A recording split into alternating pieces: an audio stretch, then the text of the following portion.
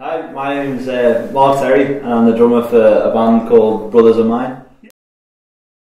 This is a new project that we kind of launched about 3 or 4 weeks ago now, and it kind of stemmed off the back of there's 5 lads in the band and we've all been in different bands over the years and done all these gigs with bands, and then they don't work out, so the band split up and we all came together. Like, we've been friends for years. This now, it's I kind of label it a little bit of like folk rock almost. It's weird. It's got some blues and country influences in there. It's got a bit of rock and roll influence in there, but we've tried to put like a bit of a poppier edge on it to try and get it a little bit more mainstream, as it were.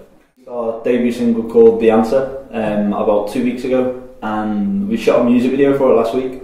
So that's getting edited at the moment, and that'll be out again soon. So you can find it all on social media and all that. Let's talk about your kit. Yeah. What you got here? This baby. This is a 1970s Ludwig. I wouldn't say it's super classic, but it's not, because I've got a big 14-inch rack on up top here, which is some drummers sit behind the kit and go, "How do you play that? It's massive." But I like that. I like the big old school sound. So like the thin shell, like the 3-ply shell that Ludwig did back then. It really kind of opens up the bottom end of the drum. I love it, and like every time I take it to a studio, every engineer is just like, "Can I buy your kit? Can I buy your kit?" I'm like, "No, this is my baby." But I'm a huge fan of like the old school sizes, so like the 14-inch deep bass drum and like the 16x16 square floor tom kind of thing. And I like to tune my drums quite low, so I like that big warm thuddy sound. And this just it does. At the moment, I'm actually using some Zildjian Ks. So I've got a 20-inch dark thin crash, a 22-inch light ride, which never really gets used as a ride. I use it as a big crash.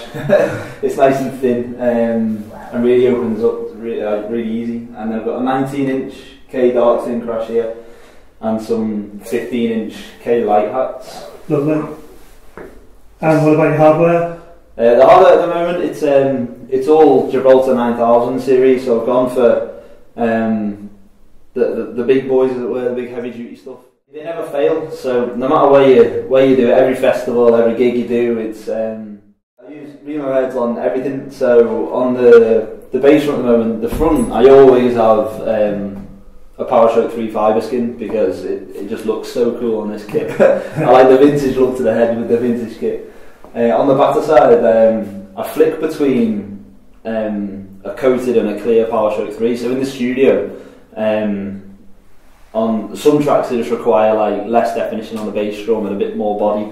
So I put the coated head on, but then live a lot I use the clear head to kind of cut through the mix a little bit. Excellent. And then my toms I use, again, not something not every drummer does.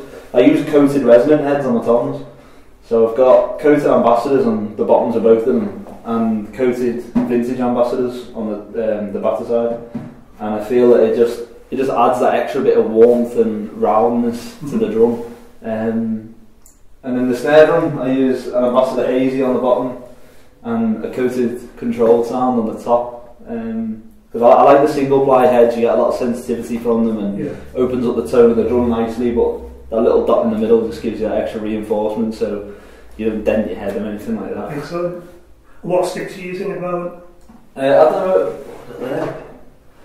They're the Vater Fusion acorn tips. I used to use, my first stick with Vater was a Fusion stick.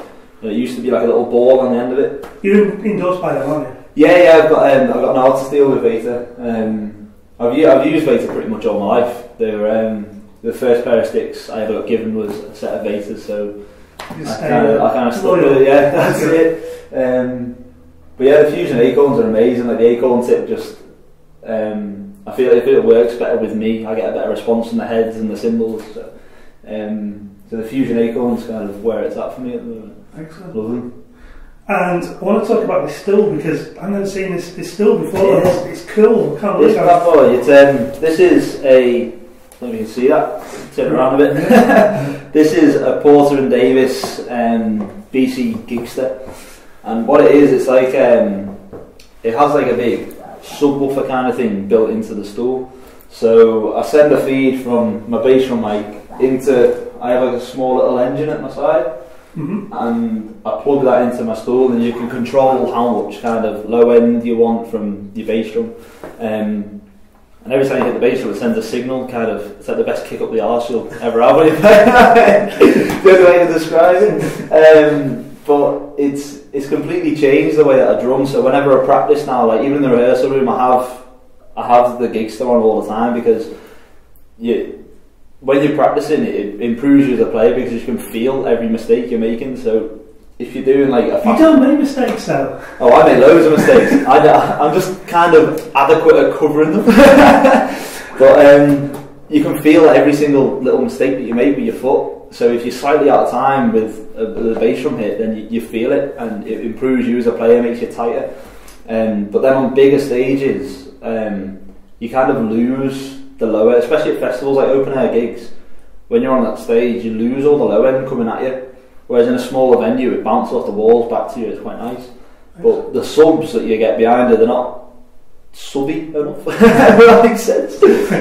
So you lose your bass drum, and you completely lose where you are. And there's nothing worse than not being able to hear your bass drum. Well, that's the most important part, isn't it? That's it. It's like the heartbeat of your kit. The heartbeat of every song is the bass drum. So if you lose all hearing of what you do with your bass drum, you don't really know where you are on the track. So it saved my life on many occasions. That's an important piece of your kit, that. Very, yeah. Can you recommend that? There's three things that I take to every single gig, regardless, and that is my sticks, my pedal, and my stool. But yeah, it's turned very quickly into an essential part of my setup now. Yeah, it's great. Excellent. Well, thanks a lot for your time. No, thank you very much. Amazing. Loved it. Alright, that's all your singles. Look forward to that. Thanks very much. I'll see you on the road.